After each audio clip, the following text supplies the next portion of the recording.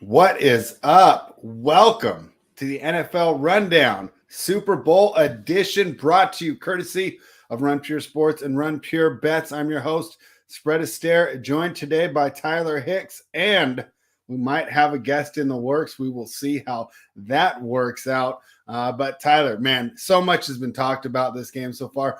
You and I have even talked about it. I've finally fallen on his side, but we'll start with you. Just overall, what are your thoughts on the Super Bowl, the buildup, and what are you expecting on Sunday? I mean, it's good to see the Bengals fight their way there, but just like we talked about for 2 weeks, that offensive line's so bad.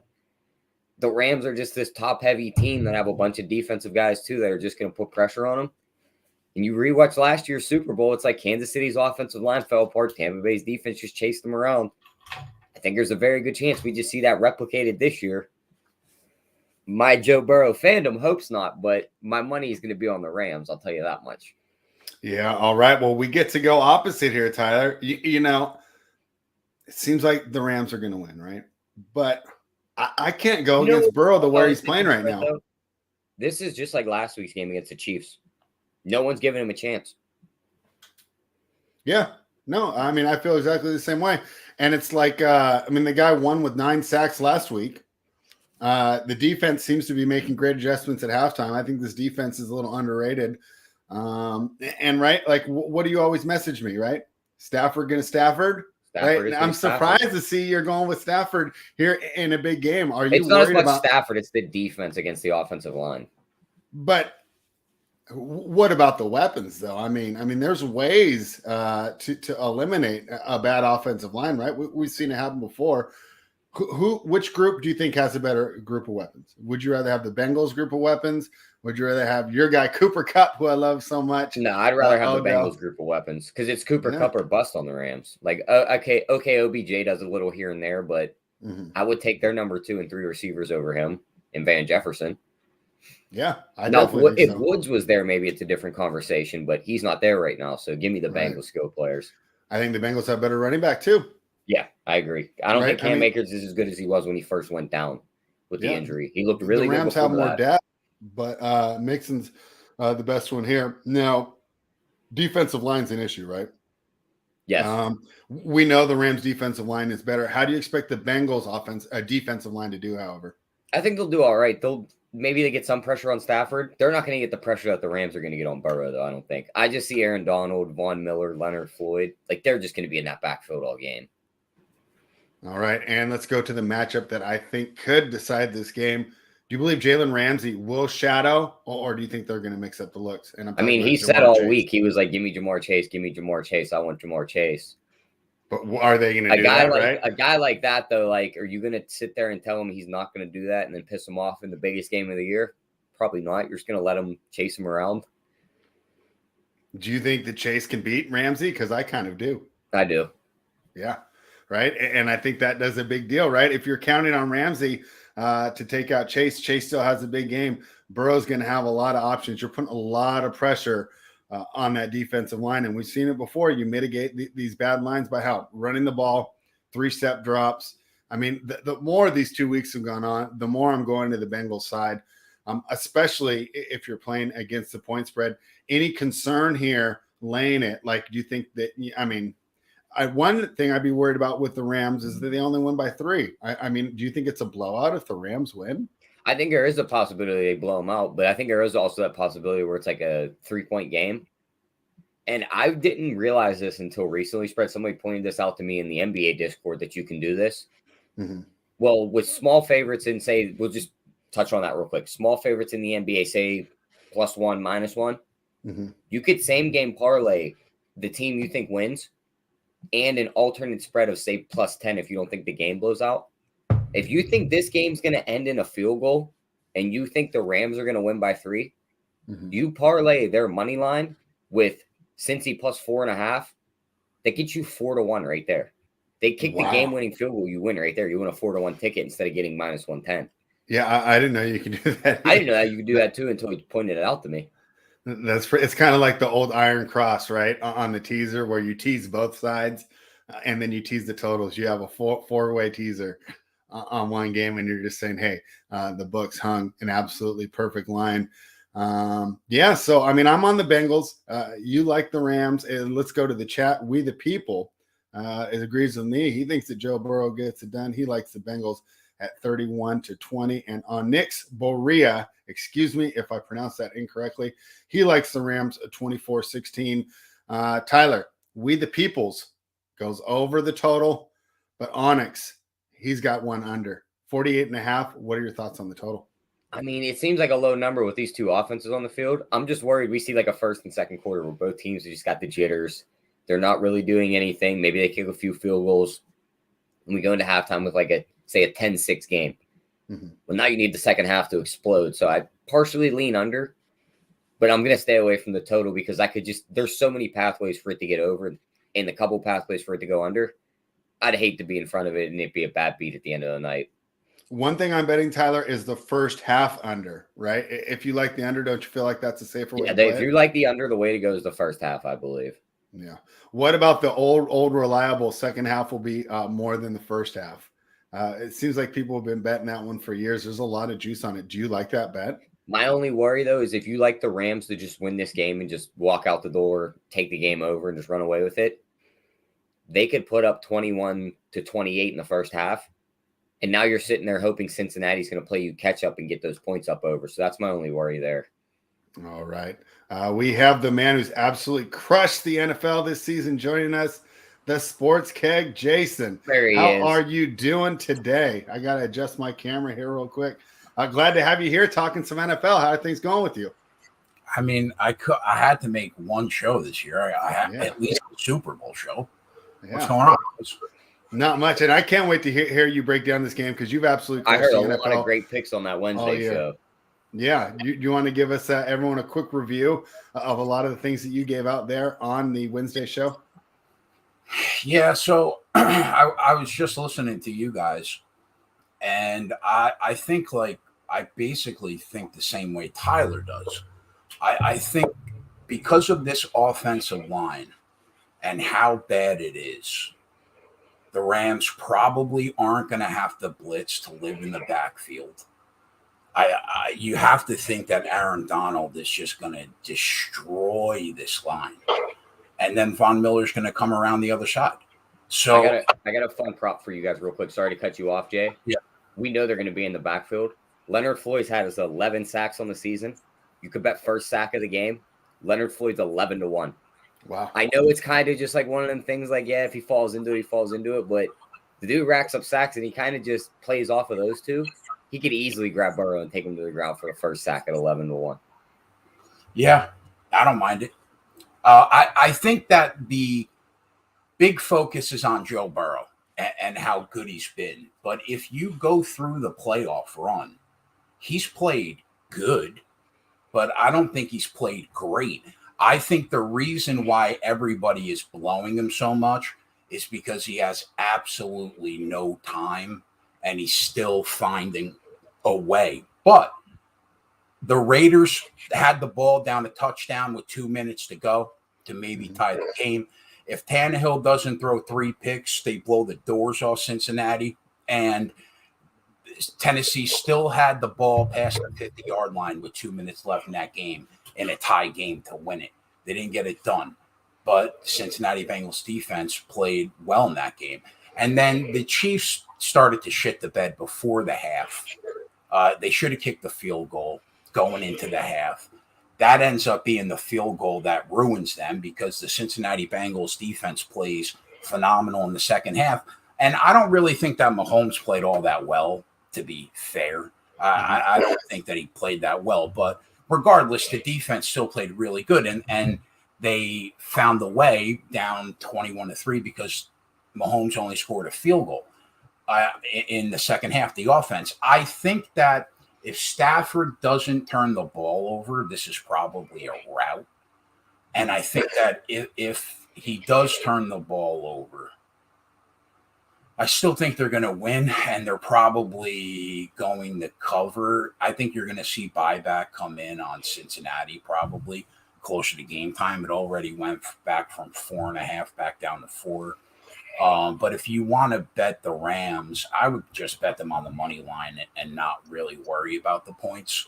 all that much because I think that the big problem with the Rams that the final 8 weeks of the year has been that Stafford can't put a full game together. That's his problem. Like, he's either going to play well in the first half and let a team like Tampa Bay back in it because of turnovers, or he's going to start off with a pick to the house and then he's going to get his shit together throughout the game and he's going to find a way to get it done, right? So the one thing that worries me in this game for Matt Stafford is he's playing for a gold jacket. He is a Hall of Fame quarterback if he wins a Super Bowl because of the numbers that he put up in Detroit and the numbers that he's going to continue to put up with Cooper Kupp for the next few years. So if he wins a Super Bowl, he's basically playing for the Hall of Fame. I believe that. And Joe Cool's playing for nothing, man. Yeah, does he want to win a Super Bowl? Of course he does. As a rookie, all the smoke's on him. The heat, like in old school wrestling, it's all on him. And he's over in a big way. And Mahomes and Josh Allen, take a little half step down the peg. So, yeah, but in reality, he's overexceeded expectations by 10 miles this year. They were 22-1 to win their own division. They're in the Super Bowl. So but in saying that, the kid, first of all, this team's due for a letdown to get the doors blown off because they've been playing like it's the playoffs for 5 weeks now. Mm-hmm. So I think that they're due for a letdown, and there's probably no worse team you want to play than that defense.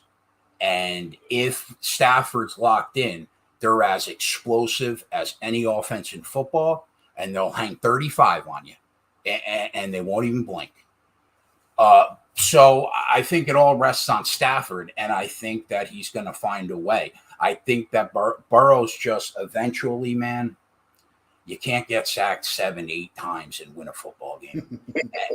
and if the teams that have just done to that offensive line, I mean, what is this defensive front seven going to do? And if you look at the rankings for the top 60 in each position at offensive line, there isn't a player on that offensive line that cracks the top 55 in his own position as a starter.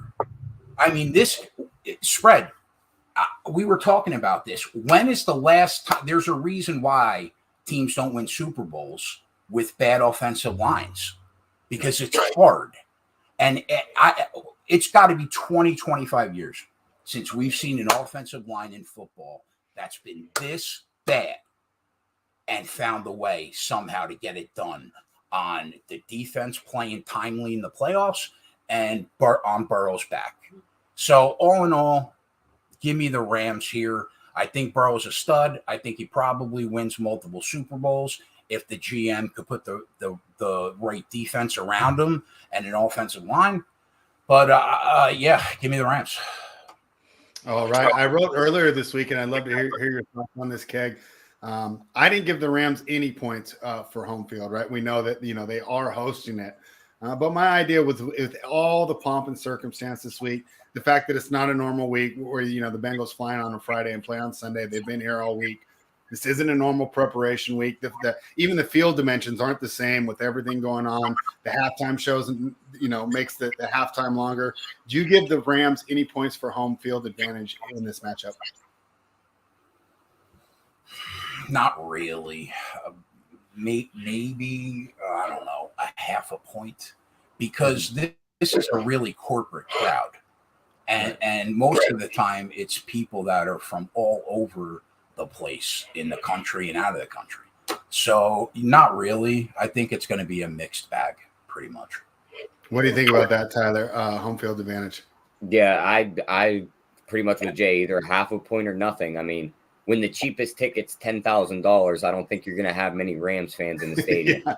It's a bunch of rich people in there and a bunch of guys out of the country coming in for the Super Bowl. So, yeah, I don't think there's much any home field advantage. All right. Jay, did you have thoughts on the total 48.5 right now? Yeah, I lean under. Okay. Because I think Cincinnati's going to struggle to score.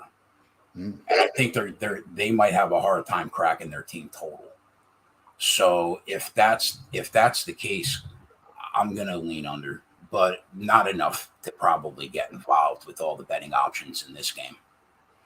All right. And Tyler and I talked about it a little bit earlier, but I think a huge matchup here is Chase versus Ramsey, of course. Do you think that they will give Ramsey the shadow assignment? And if so, how do you think Jamar Chase fares against Jalen Ramsey in coverage? I think that somewhat, when you're as good as Jamar Chase, it's pretty much impossible to be stopped totally. I do think that Jalen Ramsey maybe can contain him. But, I mean, he's calling for it in the media. He's begging the Rams to take over the role of shadowing Jamar Chase and let all the rest of the team worry about everybody else. I would say he will be guarding Jamar Chase more snaps than he isn't in the Super Bowl. But I'm sure he'll be in various other spots too. Yeah, I think that could very well be like the matchup that decides the game. If Chase is able to have a big game with Ramsey on him, I think that opens up so much for Higgins and Boyd. If they kind of take him away, could be a little easier, with only one player not having to double him, could be a little easier for that Rams defense. Now, Tyler, on this Friday show, you've been absolutely money with props this year. And we know the Super Bowl, right? That's some of the most fun approaching this game is not just playing the side in the total, but of course the props. What are your favorite props that you're looking at? I mean, we're going to go rate the one spread that we've bet all year. Interception prop. There we go. I think we could bet both guys interceptions prop because Burrow's going to be running for his life. If they do get down a ton of points, he's going to start to throw some that he doesn't want to because it's a Super Bowl. You don't have next week to come back to. He could easily go over that half an interception. And then we've seen Stafford throw many costly balls in games. Should have threw a pick at the end of that San Fran game if that dude could hold on to it. He put it right in his arms. So maybe he does that again here, gets a little antsy in the first half and throws one and then just calms down as the game goes on. So I don't hate those. And then, of course, you got to like Burrow's rushing yards. It's went up all week. It's up to about 11.5. For the past 2 weeks, it's went up. But, again, there's going to be so much pressure on him. If they're chasing him from behind, he's going to have no choice but to run forward sometimes. And unless they kneel the ball out for the win, if he runs over them yards, you're not getting knocked backwards on him. So I like that. I like Jay's take on the mix-and props on the Wednesday show because I think, just like he said, they're going to have so much focus on Burrow. They're going to be licking their chops to sack him. They run a halfback draw. They could all be blitzing in, and then all of a sudden he pops out a hole for 15 to 20 yards here and there. So I like his rushing yards. I like his receiving yards better because he'll be the dump-off guy. And, of course, his receptions at 3.5. I think those are all solid plays. All right. You like the Burrow over on the rushing yard, Mixon over on receiving and rushing. Jay, do you want to touch on that Mixon again for the people who missed Wednesday's show? Yeah, for me, it was game script. So I tried to find my narrative of how I thought that this game is going to play out. And for me, it's all about the pressure of the defense.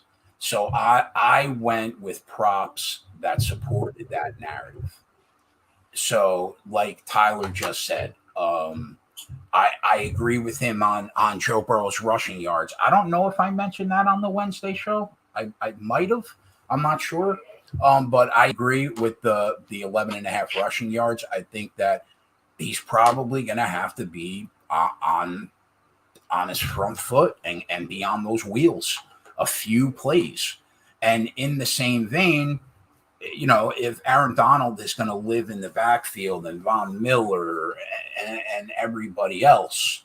So if that's the case, you're going to have to get the ball out quick.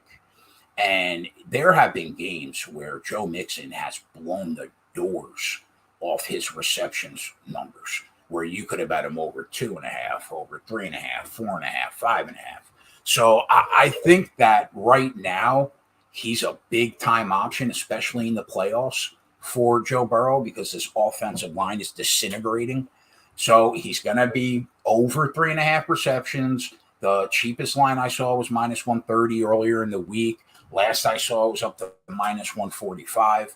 So over the 3.5 receptions, over the 25.5 receiving yards. I think he blows the doors off that just based out of necessity. And then last weekend, I really liked his longest rush prop at 12.5. And he went over that on three separate plays in last weekend's football game. And if you look at how many times that he's had 13 or more, it's astounding this past season. So I like his longest rush prop, probably over 13.5, because exactly what Tyler said. I think that the defense is going to be trying to live in that backfield so badly that they're going to be caught with their pants down on one or two plays on a draw where he does get 15 to 20. So I like that. And then on DraftKings, you could take who has the longest rush in the game, Joe Mixon at plus 200. Oh, wow. And, yeah, I like that. And with you guys want to jump right into like those kind of props? Because I think that's where we're going to make a lot of money on Sunday. Yeah, definitely. So I think with maybe a little sprinkle on Jamar Chase, because he was like 9-1 plus 900, because he'll get one or two of those sweeps, and he has the ability to break one for 60. He's that dynamic. So maybe with a little sprinkle there, but yeah, I like that Joe Mixon longest rush prop at plus 250 or plus 200, and I'll kick off the props that Tyler's talking about with on the Wednesday show. I said that I love the over Rams 3.5 team sacks and 7 or more sacks at plus 250. Based on the way that this offensive line looks is ridiculous. So I think that that's live. And the over 3.5, over 5.5 full game, all those. So go ahead. What do you got, Tyler? Yeah, looking at these ones, Jay was talking about the Bengals not scoring a ton of points. Do you know what that team total set at, Jay? What? Well, I Should was be about asking. 20, right? Yeah, it's just like probably about 20. There's a game special on here. I figured 21.5-ish. Yeah, there's a game special on DK. Fewest points scored by one team in Super Bowl 56. Under 19.5 is even money. Most points scored by one team in Super Bowl 56 is the number's 30.5. Over minus 115, under minus 105. If you like the Rams in a blowout, I think you bet over on that 30.5 and under on that 19.5. Yeah, it's 21.5. Oh, okay. Yeah. What else you got for us, Tyler? Yeah, I was looking. It says most consecutive completions by either starting quarterback is 6.5. I kind of like the under there. Really? Okay. Yeah. What's And then your there was reasoning there? Will there be a fourth quarter comeback in this game? Yes, plus 250. No, minus 360. I think it's maybe worth a sprinkle on that one, because if one of these teams gets up, all of a sudden it's the fourth quarter and they come back and they win the game, you cash that bet pretty easily. So if it's a tight game, one team snags the lead in the third, that's considered a fourth quarter comeback when they take over that lead in the fourth. So, Okay. And then I don't see it on here anymore. I got to find it. There was one. It said, how many players will attempt to pass over 2.5 plus 180? I love that. The Rams run that play where they bring Odell around the backfield and he'll launch it 40 yards down the field. Well, the Bengals can do the same thing with Tyler Boyd because he can throw the ball also. So if he comes around the backfield, don't be surprised if he's throwing it to Chase or Higgins standing down the sideline. And the same thing with Odell. So I like that over 2.5 on the pass attempts. Tyler, on that one, look and see if you can find non-quarterback to throw a pass, because you're getting less odds off a backup there. I like it. We were looking around. We found it. I can't remember the book right now. Plus 600 earlier on the non-QB to throw a pass, which is almost the same bet. It's just, if Stafford or Burrow gets hurt, you don't win in that regard. Yeah, that's my only worry there is, like, say if the Rams do just run them off the field, you can cash that over 2.5 when they bring the backup in the fourth. Well, they won't bring the backup in no matter what, will they? You never know. This He'd game have to get hurt. I think he has to get hurt. So, what else you got for us, Jay? Did you guys look at any first touchdown props? Anything you guys like there? I pull it up right now. Or any Yeah, I have a couple that I like on that one. I like Joe Burrow there at 28-1. It was the number that I saw when I looked at it on Monday. We've talked about it all show, right? We expect him to be in a lot of problems. If he does get in the red zone, wouldn't be surprised to see if he scrambles. And at 28-1, I'm not against that one as all. And then I also like the tight ends. And of course, I'm not going to place the Azuma till I find out for sure that he's playing or, that he looks healthy. But on the other side, I like Higbee. Higbee had 15% red zone target percentage, but he's the best completion percentage. Higbee's not? No. When did Higbee get ruled out? When we were doing the NBA show. Oh, wow. I didn't know that. Okay. Well, scratch that one then. So he leads the league in tight end red zone pass attempts. Yeah, that's why I was going for him. Wow. You just moved that over to Kendall Blanton spread. Wow. Okay. I didn't know that at all. Jay, obviously, we were doing the NBA when that happened. I didn't catch that news. Who do you like there for first touchdown and anytime touchdown? To be honest, I don't really like any of them. I think that there's so many props. I mean, you could always take Mixon at -105 or the starting back for the Rams, Cam Akers, at -110. One prop that I do like, and I don't think people realize how important that Odell Beckham Jr. has been for the Rams down the stretch. I think that the 4.5 reception number that they hang last week, which he got over, was low. And I mean, 5+ at like even money you can get, or 5.5. I think that he's got a good chance to go over that number and catch a bunch of balls. For what did he have in the championship game? Like 9 receptions? I don't mind him scoring the first touchdown in the Super Bowl. He's 9-1. Mm-hmm. You know they're going to be focused on Kupp. He breaks down the sideline. He could be wide open. Yeah, what are your thoughts on Kupp, Tyler? You weren't too happy with him when we did the show a couple weeks ago. What are you thinking now as far as Cooper Kupp? You get involved in any of his props? 11 targets, 9 receptions. His props are pretty high spread. Like if you're going to bet on, like you just kind of do one of the things. Like are you going to bet an over 103.5 yards on a receiving yards prop? Probably not. Super Bowl. Not again. You just go into there's so many props on this game. You go and find the special that's Cooper Kupp 100+ yards and 1+ touchdown. I got a take on that, Tyler, on Cooper Kupp specifically. Let's hear it. Yeah, let's hear it. If you're going to back, if you think that he is going over that number, 106, why would you pay the -120 or whatever it is when DK has most scrimmage yards in the game? Cooper Kupp is the favorite, and he's +200. If he goes over that 106, chances are, unless Jamar Chase has a fucking monster game, he's probably going to have the most yards from scrimmage. So just take that +200 number rather than going up and over the 106. Yeah, I like that. Yeah, that's definitely a way to approach that. What do you guys think about total pass attempts, 76.5?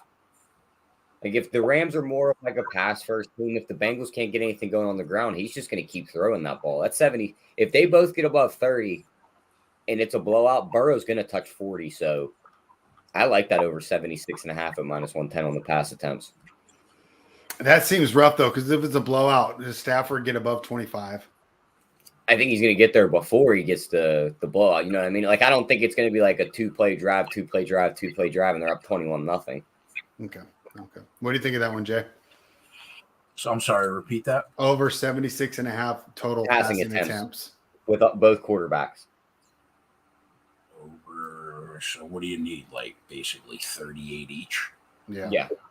You get the blowout script. Maybe Burrow throws 40+ times. The Rams are a pass first team. Like if their run game isn't going, he's going to throw 35+ times. Yeah, I mean. I would. I don't know if I would bet it, but I would lean over. I agree. I would lean over. What do you guys think about? How about total players with rush attempts under 7.5? I can maybe see Stafford, Akers, and Michelle take a run, and then what about Darrell Henderson? Maybe. Did he get rolled out during the NBA show? Yeah, he got activated, but you know how McVay is with his running backs. Like, is he going to put all three on the field at some point? And I think on the other side, you only have three guys that are going to run the ball. Burrow, Mixon, maybe Chase. You don't think Perrine gets one? He's not a bad blocker. I can see him in there on third His yards are set at 2.5. I don't think he's getting anything in this game spread unless Mixon dies. His yards are spent 2.5? Yeah. Wow. What do you think of that one, Jay? I think I tend to agree with Tyler there. What do you think about who do you think, Tyler, other than Chase, of the Higgins and Boyd crew, who do you think has the game? Probably Higgins, but I'm just going to keep saying it. Boyd's due. Like, if there was ever a game for him to step up and have a big game, it is right here. He's kind of been quiet for the past few weeks when they've been doing this. All eyes are going to be on the other two guys because they know Chase is the main guy. They know Higgins is the pivot. What if he skips over Higgins and goes right to Boyd and just starts pelting him with the ball? Like, if you could find that weakness in that third corner, they might just target that guy all game. Is Azuma going to play? Do we know? I'm pretty sure he's going to play, yes. Yeah. Right now it's trending towards playing. Tyler, I can't remember the third corner's name for the Rams, but the guy's only like 5'9" and 5'10" too. Yeah. Right? So, Going against Boyd, that's a tough with matchup. that guy if they get him. Yeah, that's a tough matchup there. I do like some Boyd. What else are you looking at, Tyler? Yeah, I mean, of course, MVP. If you like, well, you could do position of MVP. Of course, quarterbacks minus 300. I don't hate taking any defensive player at plus 300 because Aaron Donald, Von Miller, Leonard Floyd, like any of these guys rack up 2 to 3 sacks. They strip sack them late in the game for the win. Like, they're going to get that award. So I don't hate that. Plus, you have Ramsey if he gets a couple picks. Yeah, that too. If he gets a pick and Chase only has like 2 receptions, Ramsey's definitely in the running. I wish I could find winner of the coin toss loses the game. The winning team of the coin toss the last 7 Super Bowls has lost the game outright.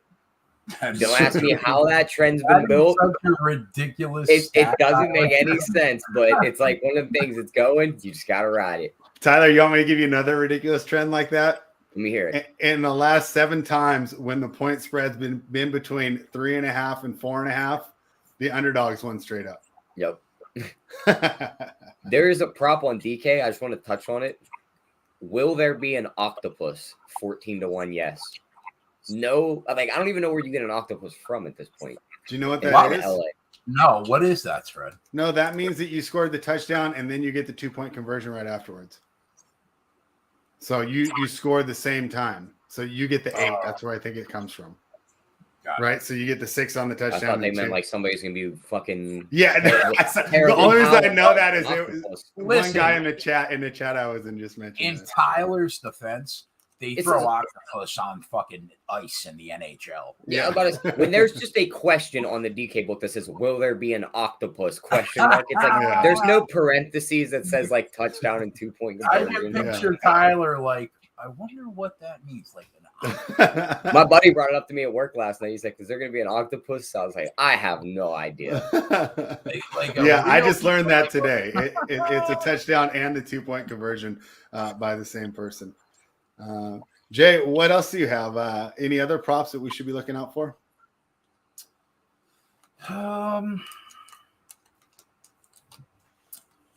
Who do you guys think scores a touchdown?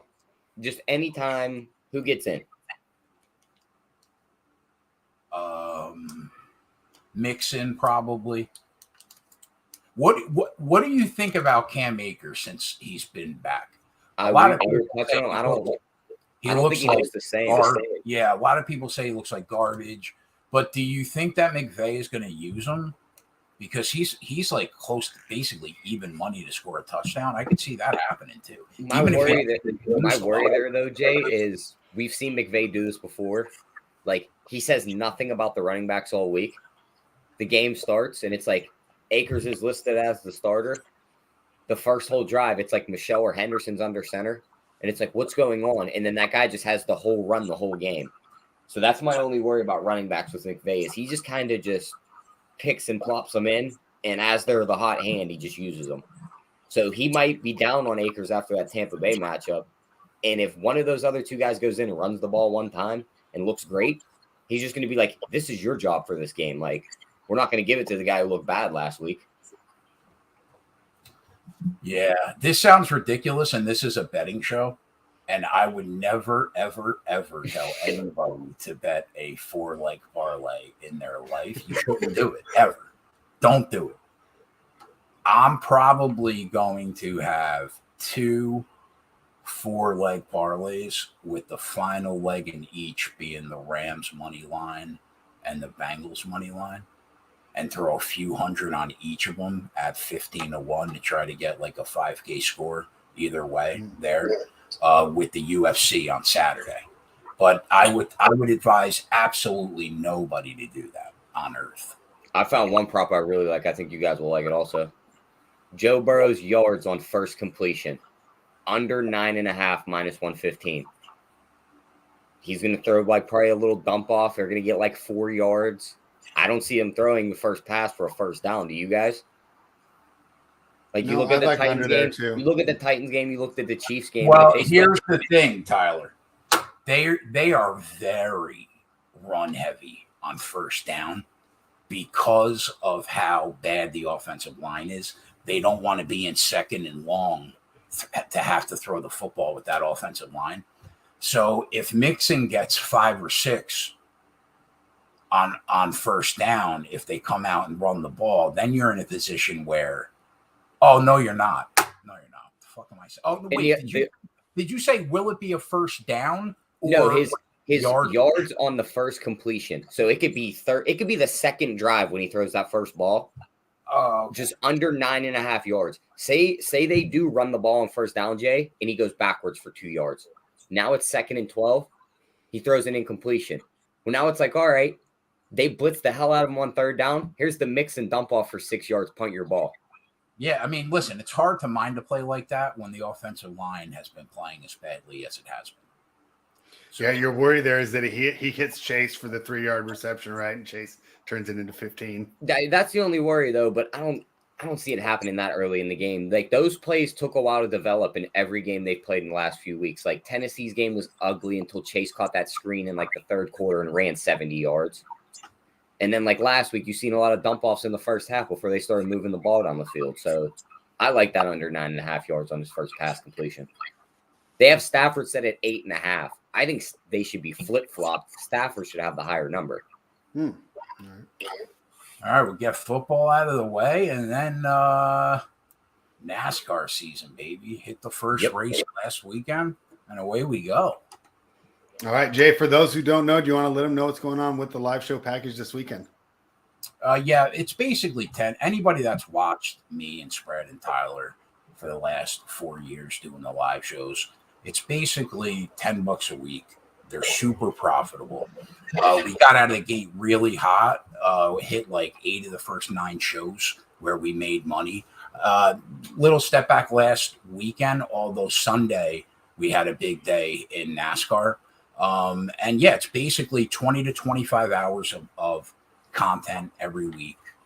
And it's $10 a week. And we have been, I think at this point, we have had about a 4-year track record of consistent profitability on that live show between me and you and Coop and Tyler. And when JJ comes on, I just think that we are, we're not bad live bettors as a team, and it's the best thing that I do personally.